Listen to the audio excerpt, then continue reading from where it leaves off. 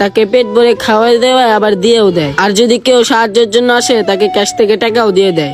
এভাবে সবাইকে সাহায্য করতে করতে ঘর বাড়ি জমি জমা সব শেষ করে ফেলেছে।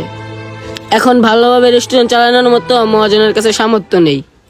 মহাজন আমাকে গত মাসে বলেছে আমি যেন অন্য জায়গায় চাকরি নেই, এই হোটেলটা বন্ধ করে দেবে। ঠিক আছে ভাই, আপনি এটা নিয়ে কোনো টেনশন করেন না, দেখবেন আল্লাহ একটা ফয়সালা করে দিবে। ভাই আমার কাছে কোনো টাকা পয়সা নেই, আমার বাসায় ফ্যামিলি না খেয়ে আছে, কিছু টাকা দিয়ে সাহায্য করবেন ভাই। আমারে যদি সাহায্য করেন আল্লাহ আপনারে ভালো করবে। এই অঙ্কন, বাইরে দুটো পার্সেল ভাত দিয়ে দাও তো।